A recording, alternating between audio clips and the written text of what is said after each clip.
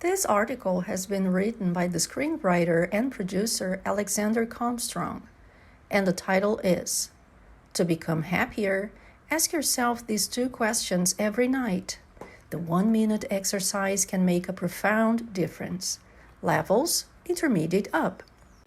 In terms of language forms, take heed of two important points. First, the phrasal verbs mentioned in the article. Second, the presence of many words bearing affixes. What are affixes? Affixes are prefixes and suffixes, or morphemes/elements attached onto the beginning and onto the end of the words respectively, which can either change the part of speech the word belongs to or its meaning.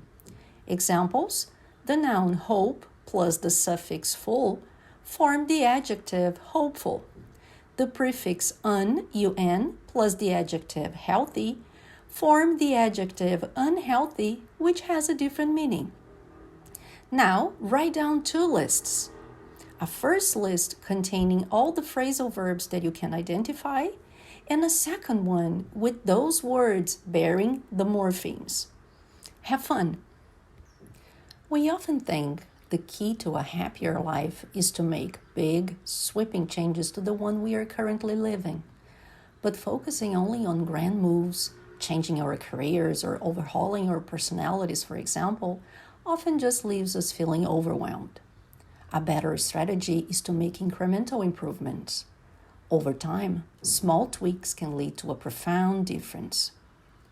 Through solution-based therapy, I learned about a pair of questions that can help you identify exactly what you need to do to move forward each day. I've been asking myself these questions every night, right before bed. Research shows that our brains can make creative connections while we sleep, and I've noticed an incredible difference in my mood and outlook. Try them yourself. On a scale of 1 to 10, how happy are you with your life today? Don't dwell on the question too much. You don't need to provide a list of reasons why. Just give a number based on your gut feeling.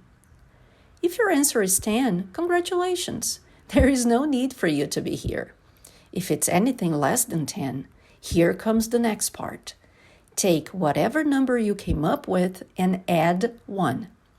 Now ask yourself another question. If your first answer was your answer plus 1, what would be different? Here is an example of what it might sound like in your mind. On a scale of 1 to 10, how happy are you with your life today? Your answer, 6. If that answer was 7, what would be different? The wording is important. The question, what would be different, sends your brain on a mission to search for small, achievable changes you can implement to make your life just a little bit better the next day. Maybe you'll decide to get outdoors for 20 minutes or call an old friend for a quick catch-up session. Do this consistently over the weeks and months, and those changes will start to add up. Why just add 1? Because it's achievable. If you add more than that, if you try to go from a 3 to a 9, for example, you'll probably feel anxious about the huge undertaking and decide to put it off for later. The great things about these two questions is that they help you improve your life in a way that doesn't feel like work. Asking them is a 1-minute habit that you can start tonight, and eventually you may find that your happiness number has gone up. If you once had a long streak of 7s, you may now find your days mostly 8s and 9s. You might even have a handful of 10s sprinkled in there. Without doing anything drastic, you are now a happier version of you.